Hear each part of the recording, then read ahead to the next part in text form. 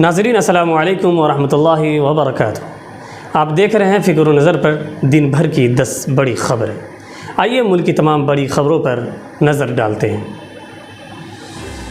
ریاست اتر پردیش کے شہر مظفر نگر میں سن 2013 میں ہونے والے فسادات میں بی جے پی رکن اسمبلی وکرم سینی کو 2 سال قید کی سزا ملی ہے۔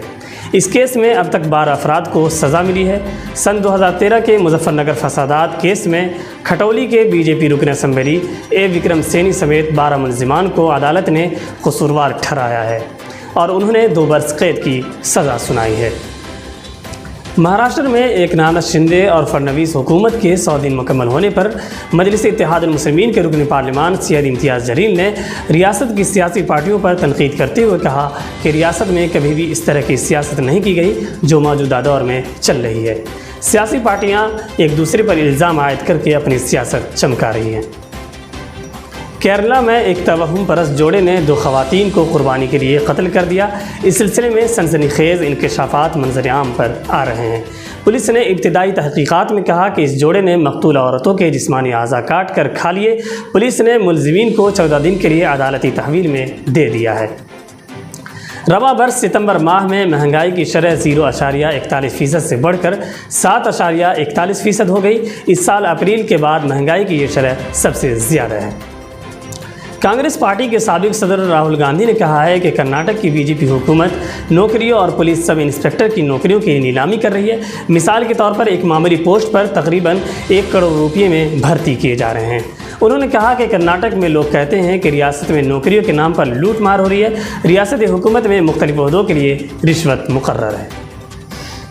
اتر پردیش کے ضلع وارانسی میں واقع گیان واپی مسجد کے احاطے میں مبینہ شیولنگ دعوے والے اسٹرکچر کی ہندو فریق کی جانب سے کاربن ڈیٹنگ یا سائنٹیفک تفتیش کے مطالبے والی عرضی مخالفت کرتے ہوئے مساجد انتظامیہ کمیٹی نے عدالت کے سامنے اپنے دلائل پیش کیے۔ انتظامیہ کمیٹی کے وکیل اخلاق احمد نے بتایا کہ حوض خانے میں موجود فوارہ جسے ہندو فریق شیولنگ ہونے کا دعویٰ کر رہا ہے وہ پتھر کا بنا ہوا ہے اور اس کی کاربن ڈیٹنگ یا دوسرے کسی سائنٹیفک تفتیش کی کوئی ضرورت نہیں ہے۔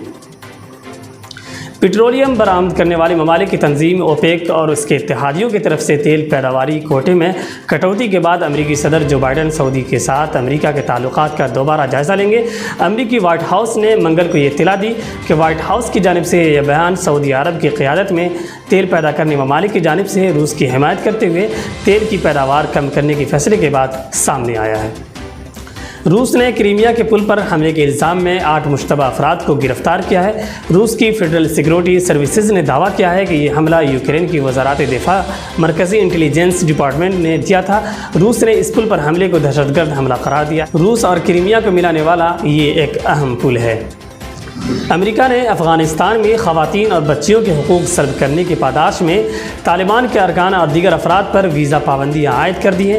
امریکہ کا کہنا ہے کہ وہ افغان عوام کی مکمل حمایت کرتا ہے اور خواتین بچیوں سمیت تمام افغانوں کے انسانی حقوق کے تحفظ اور فروغ کے لیے ہر ممکن کوشش کرنے کے لیے پرعزم ہے۔ میڈیا رپورٹس کے مطابق T20 ورلڈ کپ میں زخمی جسپریت بمراہ کی جگہ محمد سمیع کو جگہ مل سکتی ہے۔ انہوں نے اپنا فٹنس ٹیسٹ پاس کر لیا ہے اور اب وہ آسٹریلیا جانے کے لیے تیار ہیں۔ سمیع کے علاوہ محمد سراج اور شاردل ٹھاکر کو بھی آسٹریلیا بھیجا جا رہا ہے۔ اب یہ دیکھنا دلچسپ ہوگا کہ بمراہ کی جگہ کسے شامل کیا جاتا ہے۔ ناظرین، خبرنامہ میں اتنا ہی، جلد ملاقات ہوگی، شکریہ۔